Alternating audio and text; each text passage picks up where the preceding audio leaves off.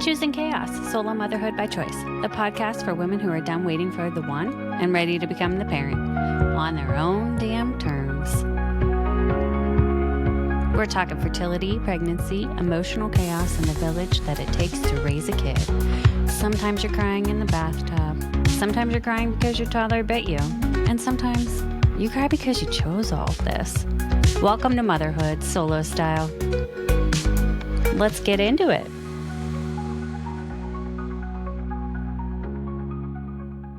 Welcome back to Choosing Chaos, Solo Motherhood by Choice. I am your host, Laura. Alex is a solo mother by choice, raising her daughter, Tilly, while creating a beautifully full life of motherhood, career, friendship, community, self-care, and service. Today, we are talking about what it looks like to embrace the fullness of solo motherhood, the hard parts, the joyful parts, the freedom that comes along with creating a life that's entirely your own. We'll talk about resilience, repair, vulnerability, grief, joy, and why motherhood was never meant to consume every single part of who you are. Alex, welcome to Choosing Chaos. It is so nice to have you here. I've heard amazing things about you from one of our special guests, reoccurring guests, Kristen. She's a boss. She is. She's amazing. One of the things that really stood out to me from your survey is I can completely relate to this part as well. You said that solo motherhood has actually been easier than you expected and that you don't feel lonely at all. I think that's probably the opposite of what most people would assume when they go into making this choice, right? So we tend to hear that quite often as it's isolating, it's just very lonely, and you feel very disconnected from other people because you don't have that partner there. Can you talk to me a little bit more about what your experience has been and why you feel that it's not been what the assumption is going into single motherhood? Wow, what a first question. Yeah. Oh gosh. No, I love it. I'm an only child. I grew up with two parents and no siblings. I had lots and lots of cousins and like extended family. My parents were also much older when they had me. They were almost 40, which back in 1980 was old at the time. And so I was always raised around older folks. My parents didn't really adjust their life to have me and to fit me in. I went to dinner parties with them. I was just reminiscing with a family friend last week about how I used to, as a little girl, sleep under the dinner table while there were big dinner parties happening. So I was always around like lots of chosen family. We didn't use that language when I was a kid, but I was always around a lot of chosen family. So that kind of set the stage. When I think about the time I was most lonely in my life, there are two moments that I think of, and it was both when I was in romantic partnership with a man, two different men, and I felt so alone, even though I was living with and sharing space with these two men, and just felt wildly misunderstood, not heard, not connected to myself, not connected to my partner. And so my like most alone moments are actually with other people. Yeah. And my most like familial sense was actually growing up as an only child, but around lots of other people that were not like my immediate family. So that all sets the stage for, I don't feel alone, I would say like 95% of the time as a solo mom by choice. I have built very intentionally a lot of very close friends and family that are friends also, but like chosen family, the super cliched saying it takes a village, like it does. I, even before having my daughter, like really invested in friendships. I was also the friend who was single for a long time, so I would always travel to see my friends. My friends live all over the world. When they had kids, I would go to them. So I think I like banked a lot of, good karma with people.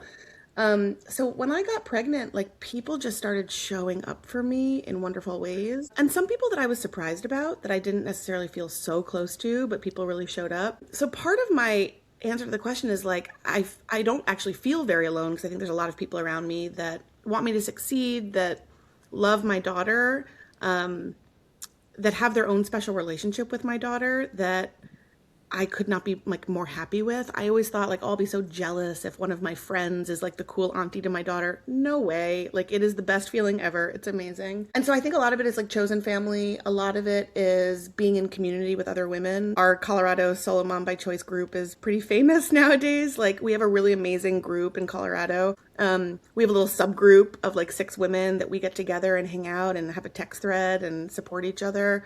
So I don't feel alone in any of that.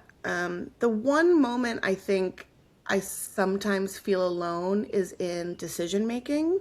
Hmm. And sometimes it's like not huge decisions, even, but sometimes it's big decisions like where to live or what school to send my daughter to or what like summer camp regimen I should do for her. Right. But I've noticed that about myself, that those are moments when I do feel a little bit overwhelmed and alone.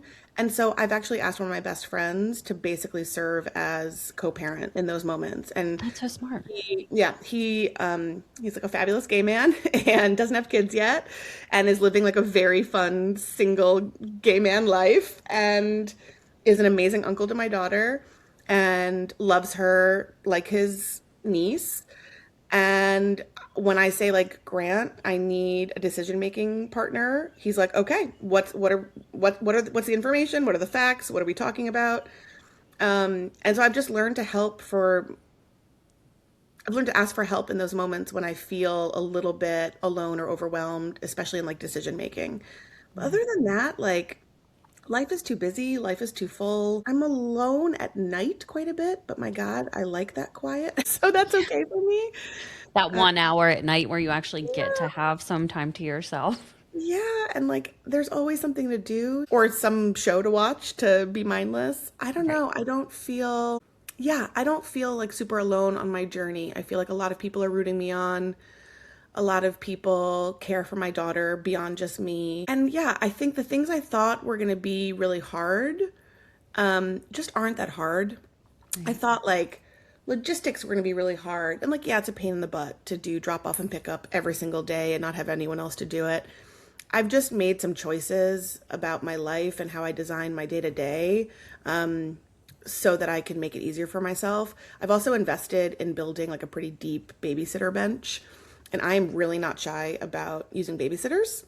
Hmm. Even if I'm like still in the house, but just need someone to play with my daughter who's almost 4. And like my daughter is so extroverted and needs to be around people all the time. She hates being alone. Oh, So I will like hire someone, like one of our regular babysitters, to kind of come in just for a few hours to hang with her, yeah. just so I get a break or I can get something done. Um, so I don't know. I think yeah, I don't feel very alone. And also, I've like tried to make decisions to design my life so that I make easier the things, logistically at least, that feel harder.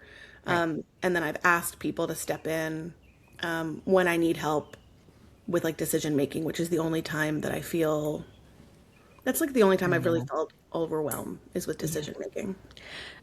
I guess we haven't, Weston and I haven't gotten to that phase just Yeah. yet where we have to make a lot of the big decisions outside of daycare, but I made that obviously before he was born. Yeah. Had to. And and then as we get more into that, that's great feedback and recommendations from you is to like lean into some of your friends that you trust most to help you in supporting those decision makers, especially if like you don't any longer have your family, but also if you aren't close to your family for any reason, like lean into your friends or other people. Another thing that I take away from that is leaning into babysitters quite a bit more. I need to start leaning in there more to do self-care because that's been a neglect of mine. But I will say as you were talking, one of the things that stands out as the moments where I have felt most alone is when you're sick and you don't have that other person there to take care of your child because you're unable to get off the couch. So that's one of the moments where I think I felt most alone, but I felt more alone before I had my son. Can you relate to that? Totally. Yeah. Totally. Yeah. Like when I was still like seeking and like striving for what I thought my life was going to be, like that felt way Hmm. more.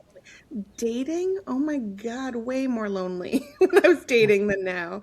Right. And I'm not saying it's my daughter that actually fills that void. I don't think it is. I do feel like I did a lot of work on myself before I tried to get pregnant and tried to like fill some of those voids emotionally for myself, Yeah. which is what made me like I think a healthier parent to my daughter, but way lonelier when I was still like dating and trying to find my person and blah blah blah. Oh my God. Hmm. Oh my God, yeah, way more lonely. And again, I don't think it's my daughter that, like, she fills a huge part of my heart, but I don't think she's what makes me not feel lonely. Right. I think it is like the fullness of the experience of sharing my life and again, like friends and chosen family kind of leaning in. I will say, like, I've gotten wickedly sick a few times in my daughter's life, and anyone who knows me and who's known me for a long time would say I am terrible at asking for help. Like it is just, I'm Yeah. always the person offering. I don't ask. In the last 3 years, I have gotten like really good at asking for help. I mean, I had to in some ways, like when both my parents last year were sick and dying, like I had to have help. But even when I was sick, I remember the first time I got really sick when Tilly was maybe 2. Um, I had a migraine for the first time in my life. I'd never had a migraine. And I was like, "Oh my God, people live with migraines? Like I can't, I do. I'm so Yeah. sorry." Like it was wild. And I called someone who was a very very very close friend of mine, but I had never really like emergency called her before. Hmm. And I was like, "SOS, I have a migraine and Tilly's home from it was like President's Day. I was like, "Tilly's home from school. Can you please take off of work basically and come and help?" And she did. And she was like happy to do it. Yeah. And she never, I never felt like she was keeping score or like looking for the reciprocity. And since then, both my parents have gotten sick and died, and the same friend, Riley, like has leaned in so much to help with Tilly, and they've gotten so much closer. And Oh. Riley has said, like, it's such a gift. This makes me emotional. Like, it's such a gift for her to be the person that I call when I need help, and to be the person that like Tilly expects to Hmm. come. Hmm. So last year we started instituting every Tuesday. Riley comes over to my house when we get home from school, and she calls it Tilly Tuesdays. I make dinner, Yeah. but Riley like sits with Tilly, eats dinner with her. She does bath time, she does bedtime. I then come in and say goodnight. And so like I'm usually in the house either working or doing something. But it's been like regular every week. And that consistency has been remarkable. It's like so freeing because I Hmm. know I can rely on it. I know it's coming. And I think for Riley, like she is developing such a deep relationship with my child. They're going to have their own, they already have like secret code words and things I don't understand. And I think it's really special for my friend, not It just for is. me and for Tilly. So Yeah. I don't know, a recognition that whether it's babysitters or friends that you have, like people derive a lot of meaning and fulfillment and joy from spending time with children, from developing relationships with children, from being helpful to another adult. So I don't know, like being able to receive that help has been like a real act of generosity to myself and I think to my friends. Yeah. Um, yeah. And it's quite eye-opening too when you are in a really tough place and you have to allow yourself to be vulnerable, to Mhm. ask for that help. And then once you do, the walls start to come down. And to your point, there can be great relationships Yeah. built out of that. So that's wonderful. Does Riley plan to have any of her own? No, Riley is older. She's 52. So I'm 45. Riley's 52. Riley had really bad PCOS and had to have a hysterectomy and couldn't have children. My And heart so hurts. like what a gift, right? That like she is able to show up for us and also that like Tilly can, I don't know, be something to Riley, whatever that is. Yeah. Yeah. I was gonna say the bond there, it has to be extra special on Hmm. Riley's end, knowing So that this is sort of that yeah, gift in a way that she was not able to receive, and that's such a sure. blessing. She's such a Um, good auntie. And yes. it has deepened our friendship so Hmm. significantly. Yeah. Because again, like when you're, I don't know, when you can like really rely on someone, not even in just hard times, but even just like a regular Tuesday, Hmm. reliability, consistency, like those are real foundations Huge. of like deep relationships. Yeah. And Hmm. without a romantic partner in my life, I mean, I think that's what you get or what you hope to get if you're married to someone or partnered with someone a long time. And I feel like I have that in a sense with Riley and like, and with my friend Grant as well. I feel like I have that. So I don't know. There's this whole kind of body of literature around like big friendships. I don't know if you've Hmm. like read about big friendships, but No. these two women wrote a book called Big Friendship, and it's basically like if we invested in our friendships the way that society expects us to invest in like romantic relationships, friendships actually typically outlast romantic relationships Oh, I on believe it. average. And we don't like nurture them the same way that we're expected to nurture romantic relationships. Hmm. But so like traveling together or checking in with each other, I don't know. There's just ways to like be a little bit more sacred about our friendships so that they go really, really, really deep. And so these are two friendships in my life. I have others, I think, but these are two that feel just like really special, like as special probably as a romantic partner would feel in a different way, Yeah. obviously.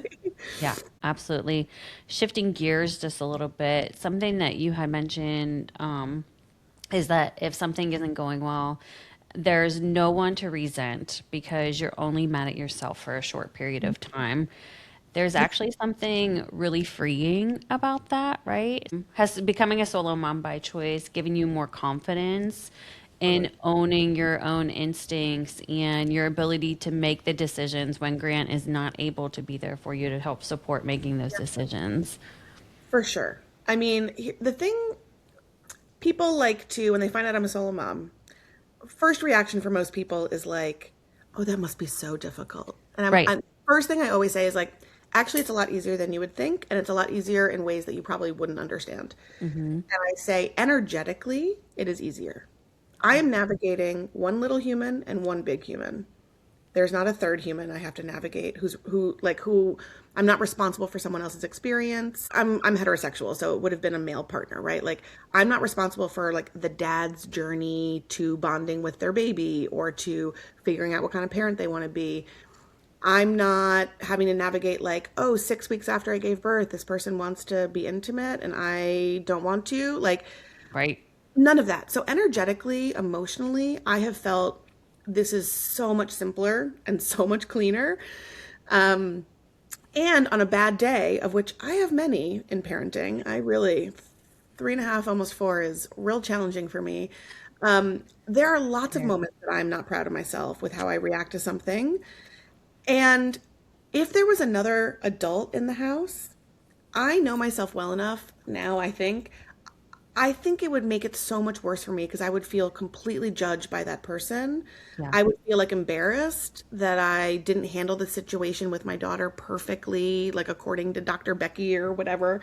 Um, and so, yeah, I forgive myself, I think, a lot quicker than Hmm. I would if there were another adult. And now maybe that adult would be super supportive and never judge me. That would be amazing.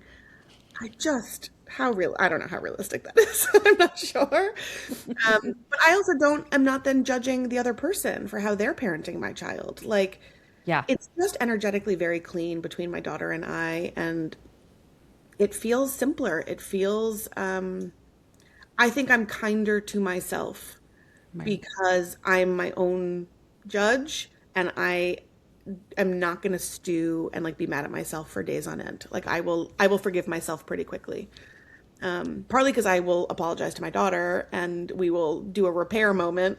Right. But I think if there was another adult in the house, I'm not sure I'm like evolved enough to handle that super well. I'll be honest.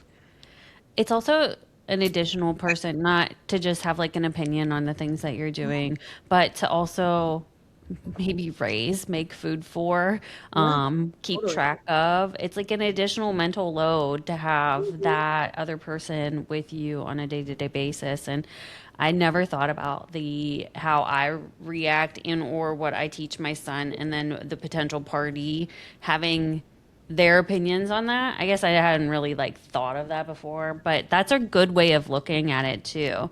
A dear It's like I friend. feel like I would also be hard on myself Oh yeah. for that. Yeah, I would be hard on myself, and I would be hard on the other person if Oh I'm being yeah. honest. Yeah, my dear friend here who's married and has two boys, she does 6 nights a week of the dinners, and then her husband is in charge of like one night a week. And all she wants is for him to like fully own it, make the decision. She doesn't even care what they're eating. She's like, just choose and execute. And every Friday, like clockwork, middle of the day, what are you in the mood for dinner? And she's like, Oh my they've God. been married for a decade. She's like, I don't care. Just like, please just do this one night. I hear that and I'm like, that's one example of probably so many. When I have an idea of something, I'm the type of person who I just like, if I make the decision to do something, I execute it immediately. Like, I don't hem and haw. I just like, oh, Tilly needs a pediatrician appointment. Great, I'm just gonna make it. I'm not Done. gonna like put it on a list and then hope that my partner like follows through with it. That would create so much resentment in my body, and I don't do well with resentment. Like, it like festers in my body. So for me, it's like if I forget to make the pediatrician appointment, oh, I forgot. I should have written it down for myself. Right. I'm not then gonna like it's not gonna turn into something more meaningful. It doesn't mean something about the unpaid labor of women and like how men aren't, chipping in. I don't it just it doesn't carry all of that additional burden. Right. Yeah, it just feels cleaner, simpler.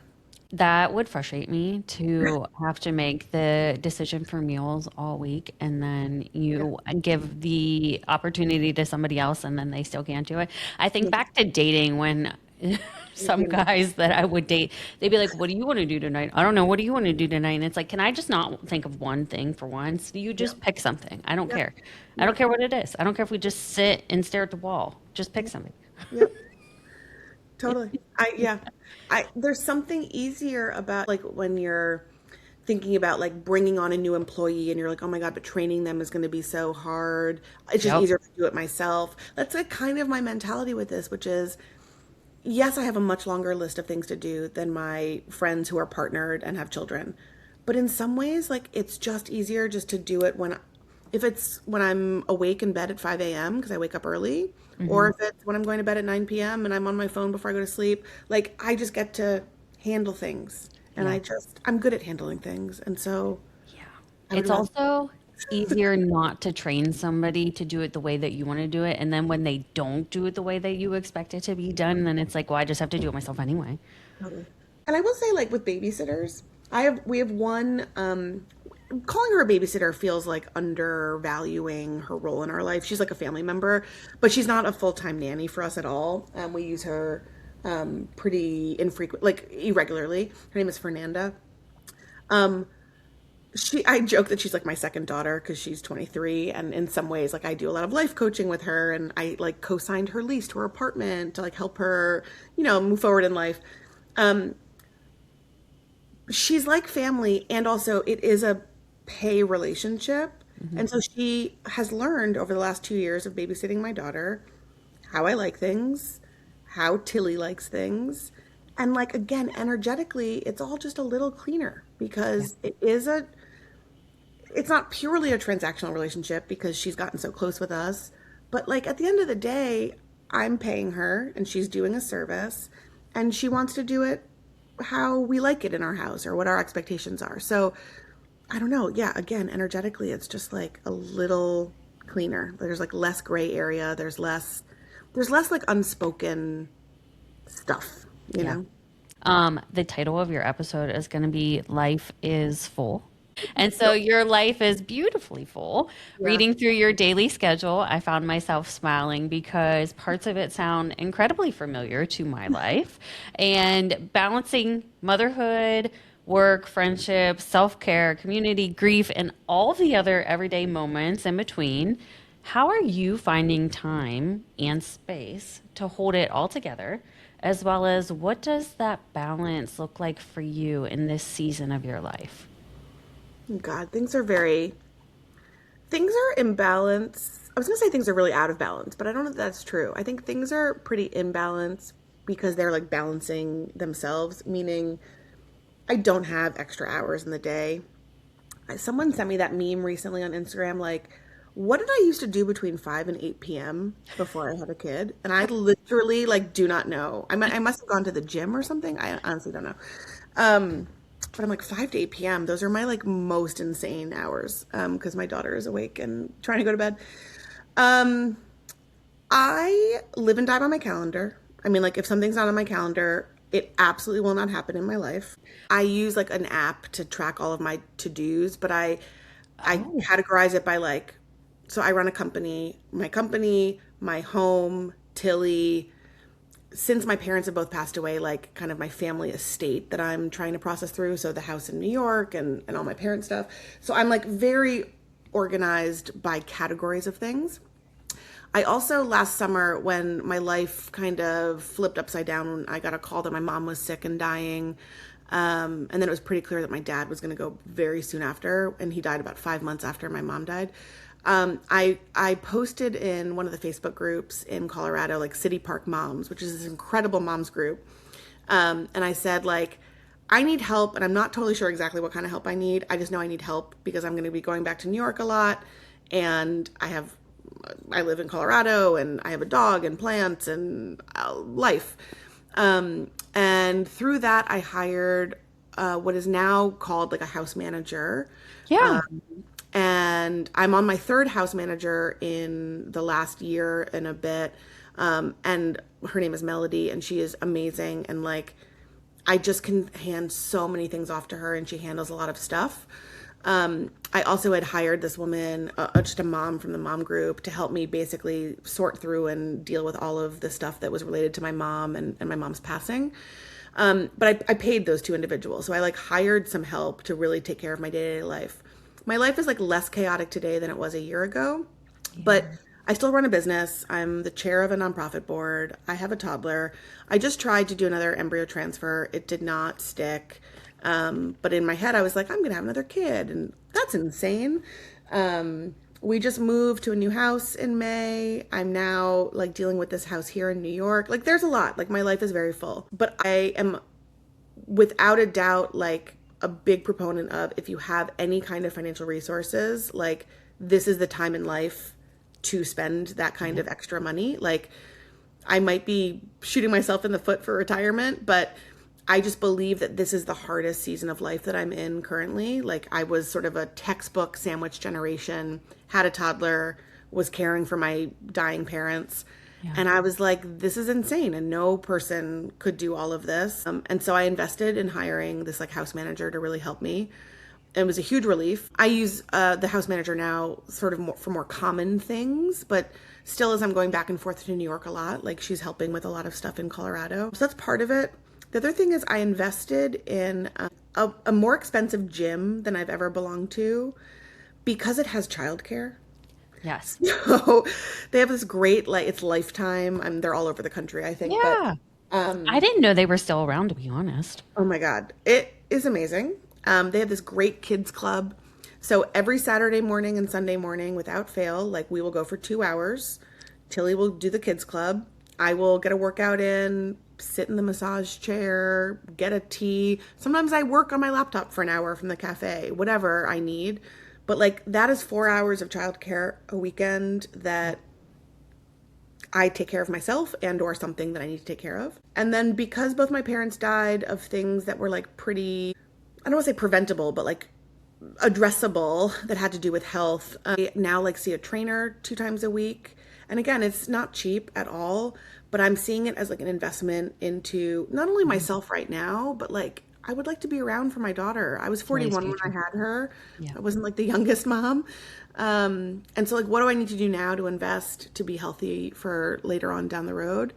And those are just some of my non-negotiables during the week. Like I I will step away from work, and if I have to work at 8 p.m. after my daughter goes to sleep, I'd rather do like an hour or two then, knowing that I got like a workout in during the day, or knowing that I took the dog to the dog park. For me, it's like really blocking my days. Everything is scheduled, so my work happens around those moments, those things. I'm in a privileged position in that I own the company that I run, and so I can also sort of set culture and set the tone for my team. Flexibility. Yeah. And yeah, like we are a very family friendly like family first organization. I will not take a call before 8:30 in the morning because I want to do drop off every morning. Like I'm not looking to outsource that. Again, if I have to work then a couple hours at night sometimes, that's like a trade-off that I'm happy with, knowing that like while Tilly's awake, I'm present for her and taking care of her. Um, I don't know, like a lot of recharge with friends. My friends in Denver have been wonderfully supportive and like come over to the house because they know it's just easier if they come to me. But that means like I make sure that the fridge is stocked. We've got good snacks and options. Like if people are going to make the effort to come to me, how can I like host them nicely so that they want to keep coming? We travel a lot. We take a lot of holidays or like trips, and we try and always do that with friends, either friends who have kids, in which case like Tilly has someone to play with, or we're going to somewhere fun where Tilly can like do something and I'm hanging out with my friends. I don't know. I hear a lot of like solo moms by choice, like there's like a retreating that it seems like happens sometimes. What do you mean by that? Like spending a lot of time alone with their kid, or feeling like it's so difficult because of schedules to see people or do activities. I was like a pretty strict schedule nap person when Tilly was younger. It's gotten easier as she's like graduating out of naps at 3.5, 4. But when I had even like 2 hours of an awake window when Tilly was little, it was like, okay, what's the activity? What can we go do? And I'm not an extrovert. Like I am a big introvert. I love being alone. But I think I understood that it was necessary for like my own mental health and for Tilly's growth and development for us to like be Doing something. doing something with other humans. And I think I've just carried that forward. Like I try not to go a few days without some sort of a social activity for myself and Tilly. And then like, Tilly gets dragged along to a lot of things that I go to. Even if it's just like having drinks after Tilly goes to sleep with the neighbors who live next door, like in the backyard. I don't know. It's not like a big thing. All of that, I think, just I don't know, it keeps my like senses about me. It like keeps me from slipping away in some way, or like yeah, retreating is the word that comes to mind. Do you feel like because your parents had always included you when you were younger, that that's a part of the um, mentality, I guess maybe is the best way to put it, with Tilly, that you want to make sure that she's always included in everything, and it maybe brings you back to childhood a little bit too. Better or worse, yeah. I think so. I think I'm trying to do it in a slightly different way where like my parents Yeah. really did not adjust their lives at all to me. Um, I do a lot more, like I will design.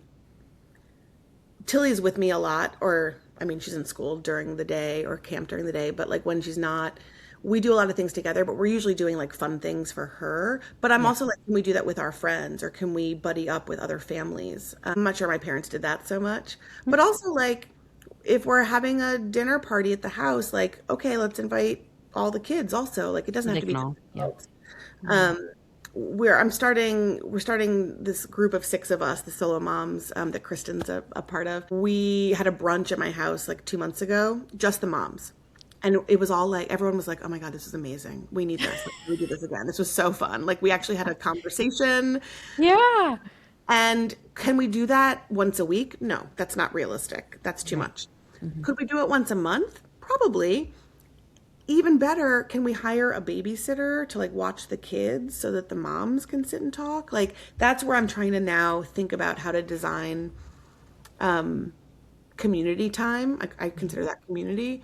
Like how do we design community time so it's easy for everyone and like it allows people to opt in really effortlessly, and also I'm like deriving the joy and the fulfillment that I need from it. Yeah. It's Yeah. funny you say that because we have a friends party on Sunday, and one of my friends that I was talking to, I think she brought it up yesterday. It's like how when you go to these parties, you want to be able to have the adult conversations. You used to be able to just sit and interact with people and have those deep conversations with individuals. But it's so hard to do that when you have kids because now you're watching them to make sure they're not getting into trouble or hurting themselves or hurting somebody else. You're constantly chasing them around, so the conversations with the adults are less likely to happen. And you're It does doing get more better. chasing about. It does Which, get better. Like yeah, Tilly's 3.5. I don't need to like watch her like a hawk anymore. But how do you not miss out on those first 3 years? Like, you don't want to like just opt out for those first 3 years. So Right. like, what decisions can we be making with like infants and little toddlers so that like adults can still have conversations? I don't know. This is an area I'm trying to play in a little bit to make it, because of the 6 moms that I'm in this little mini group with, Tilly's the oldest. So I feel like I see the light at the end of the tunnel, and I'm like, no, moms, it gets better. I promise. Like, keep coming. But Right. how can I make it easier for them since they're Yeah. still kind of in it? Because I know that it's good for all of us. And it's good for the kids too. Like, the kids are all getting raised together in this like beautiful little community of like witchy moms who there's no men around. Um, but yeah, I think we just have to redesign some of our gathering expectations, because we don't want to miss out on 2 or 3 years of like adult connection and Right. relationship building. Yeah. Um, yeah. These are the hardest seasons, and I've heard that from a lot of men and women who are parents, is that these years are harder because one, you're financially fronting a lot of money for daycare, childcare in general, but also they're learning so much and you don't want to miss out on any of that, but you also have to be very cautious of what they're doing. So these are the most difficult, but I envision that when they come back to like the teen years, that's going to be difficult too for My us. daughter is going to be hard. I can already see it. She's a spicy little thing. Don't worry, my son will probably be right there with her. Yeah. Well, something that you have touched on a little bit is the loss of your parents. And I do want to acknowledge that while we're talking about joy and optimism today, you've also had one of the most difficult years of your life. You unexpectedly, like you said, lost both of your parents within 5 months of one another. And you are an only child. You're managing grief while parenting a toddler. What has that experience taught you as a whole as you've navigated this past year? It's funny. I had a virtual therapy session with my therapist this morning, and I told her I was going to talk to you. And she was like, okay, so like, what does come up for you with thinking about parenting and grief and all that? Um, and what came to me this morning as I was thinking about it, two things. Like, one is the asking for help. Oh my God. I was in a place last year. I mean, it was a real crisis moment for my family. Um, there was no way to get through, especially the first month of the crisis, without tremendous support, Mhm. to the point where like I might have been like blacked out, disassociated for some of the things that some of my friends were doing for me.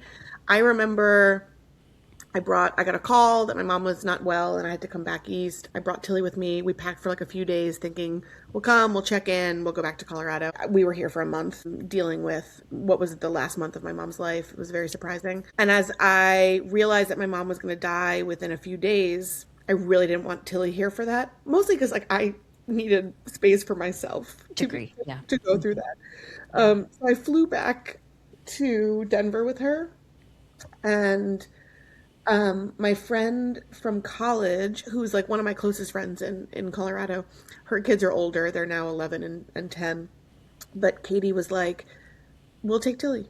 We'll take her for a few days. Tilly had never slept at someone else's house without me before. Tilly was 2.5, almost 3 at the time. And I know I just said yes immediately because I didn't honestly have another option. Right. Um, and didn't I hope this doesn't sound horrible, but like I didn't think about Tilly in those 4 days that I flew back to New York. I had 4 days with my mom before she died. I didn't think about Tilly once. I And think that, you were grieving. well, Yeah. I was going to say, I felt so secure that Tilly was safe and with people who care about her. Yeah. Um, I felt so supported in a way that I'd never experienced in my life.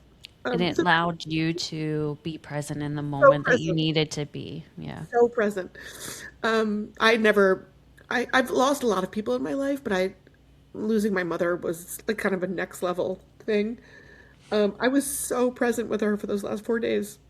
It was such a gift. And the gift was that Katie is an amazing mother. Her husband is an amazing father. Their kids are amazing to my daughter. We like camp together a lot. We do sleepovers at their house throughout the year. But I just felt like Tilly was with family. Yeah. It wasn't me. And it was such a gift. So that was huge. And there are so many examples in the last year of how friends have brought me meals, babysat, helped me pack because I've been going back and forth constantly, helped me unpack, um, just like been with me while I've been sad. Um, so like really learning, deeply learning how to receive support and help Hmm. has been a beautiful outcome of losing my parents.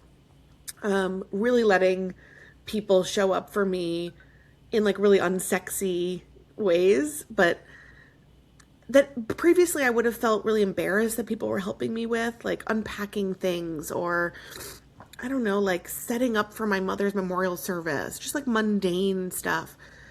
And I feel so just gratitude. I don't feel guilty, I don't feel pitied, I don't feel yeah, it's been amazing.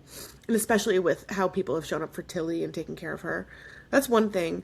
The other thing, and like maybe more remarkable, is Tilly is like deeply empathic. Like she is a real empath. She has been since she was little. She cares so deeply for animals and people. And I got the call that my mom was not doing well at her swim lesson. And I had a very big, like, emotional reaction on the phone when I heard this news. And Tilly was there, and she just immediately was like hugging me and petting my back and like, "Mommy, are you okay? Oh, your mommy's sick. Oh, almost sick. Okay." And I don't know that it was a conscious decision or not, but I let Tilly see a lot of kind of the The mess hard. last year. Yeah. She saw my mess. I mean, I cried every day for months and she witnessed it. I tried not to scare her. I tried to, keep it in check somewhat. She was only not even 3. I didn't want to terrify her. But she saw me sad. Man, she saw me really sad. She also, was at my mother's bedside for the last few weeks of my mother's life. She understood that my mom was sick. Yeah. She wasn't there for the actual death, but she understood. She understood that Oma was dying and left. She saw my dad then go into like a really steep decline after my mom died. My parents had been married for almost 60 years, and my dad basically was he wanted to sort of end his own life after my mom died because he was so God. heartbroken. He didn't. He ended up, I think, just dying of a broken heart, to be honest. But Yeah. Tilly was with him in the hospital the last week of his life, or last month of his life, I should say. And I would check in with her. Like, I didn't ask her, "Is this too much for you?" Because she was only 3. But I would Right. check in ways and make sure that, like, it wasn't too much for her. And it wasn't. And what a gift to have a toddler during a moment of grief because they're so matter of fact about things. They're so literal. "Oh, Oma's body died? Okay. Okay, let's go like play Magnetiles or whatever, like just like really black and white kind of processing at the toddler years. And it really helped me. Like, I couldn't wallow. I couldn't stay and wallow. She would pull me out of a sad moment. And not in like an avoidant way, just in a deeply in the present moment way. Right. That was such a gift. Um, and I was talking to my therapist about it this morning, like would I do it differently a year out from how this all started? And I wouldn't. Like I think Tilly experiencing all of this, she talks very openly about death. Probably it makes lots of other people wildly uncomfortable. Um, she understands like the sacredness of life now in a way that I don't think she did before. It Right. was the year anniversary of my mom dying last week, and we went down to the stream on our property here in New York, and Tilly and me and a family friend, we sprinkled some of my mom's ashes and some of my dad's ashes in the stream. Also, the 5 cremated cats that I found in the attic from Oh the my first God. that I had. Yeah, my mom was real hoarder, unfortunately. Um, and I don't think Tilly understood that the ashes were Oma and Grandpa, Yeah. but she understood that we were doing a ritual in honor of Oma and Grandpa. And I recorded it like a video because my cousin who lost his parents and included his daughters in those moments. He was like, take photos or take a video. You'll show it to her later, and she won't remember the exact moment. It won't be her memory, but she will then create a memory around it, and then like it's this place that you can go to together, and you say, "Remember, we sprinkled Oma's ashes here." Yeah. Uh, so there's been something very like sweet about having a toddler through all of this. It's pulled me out of a lot of dark moments. It's crazy you said that because I was just thinking that. I was like, it probably, when you're about to go too far into the rabbit hole, Yeah. they bring you back. He's like, Yeah. let's have a dance party, Mama. And I'm like, Right. okay, let's have a dance party. Great idea. And then we're like Right. dancing to Bad Bunny. Yeah. She's also, we're in the house together this summer, my parents' house. And there's like my parents were both pretty significant hoarders of and like collectors of a lot of things. And Tilly's favorite things to play with, she grabs my father's canes and she like walks around the house with the canes, or I keep, this is what I've been playing with the whole time. I'm holding these like clip-on Oh, costume are they jewelry. earrings? Yeah. Yeah. And Tilly just like likes to, she puts them on and she walks around with them all the time. Oh my gosh. And it's just these like little, to her, these are all toys. Yeah. There's something so like sacred and sweet about seeing her play with like my parents' old treasures in a way that is so playful. I don't know. It's been really, it adds just a lightness to everything that allows me to keep moving forward. Yeah. How do you approach repairing all of the emotions that you have gone through in these difficult moments in this season of life? Man, a good therapist is really important. Truth. Like I don't, yeah. Um, I went to my first earlier this year, right after my dad died. He died in December. I went to my first like group grief session. I was so nervous. I was like, I'm not gonna go talk about my grief with like a bunch of strangers. It was so beautiful. I think there's something really special about sitting in a circle and like mostly listening. You talk for a tiny portion, but listening to other people's stories, like what a gift that people share their grief and their stories. That was really special. I'm approaching going through all the stuff, and there's so much stuff. I'm approaching that with a little Process. bit of like some reverence, some sacredness. I'm really trying to like touch everything, no matter what it is, just to understand like how did my parents kind of get to where they got? Like they were being buried alive and stuff here. Um, but I'm like trying to take time with it. I'm someone who I think quickly, I move quickly, I make decisions quickly. This whole year has really asked me to slow down, Pause. go a lot slower. Um, I joined a women's circle group that met once a week for a few months that was all about like midlife and like what happens to women in midlife and like the wisdom of midlife. And I was the youngest woman in this group at 44 at the time. Most of the women were in their 50s or early 60s. And being around like older women has been really, really beautiful and helpful. Not as old as my mother was, but like just like looking to women ahead of us. Like there's so much wisdom and there's so much insight. Young people like, and I'm going to say we, I'm not that young anymore, but we have this like we know it all, we don't need to listen to anyone kind of mentality, and that's what a mistake to go through life that way. Mm-hmm. I've been really trying to spend time, especially while I'm here in New York, like with my mom's friends, um, just like soaking up kind of witchy older women. Like, what can I learn from the 70-year-olds, 60-year-olds? Because they Yeah, did it a certain way. I mean, we can learn from them. They're still yeah. here. I'm not Yeah. gonna like, no one's copying and pasting, right? But Right. like, they've lived life, like they've been Yes. through stuff, and They have stories. yeah, this idea that we have to like do it all alone or do it our own way. I don't know. Mhm. There's lots of opportunities to learn from other people. So I'm just trying to like slow down a lot this year and I'm working part-time basically, because there's just been too much. Life has been too full.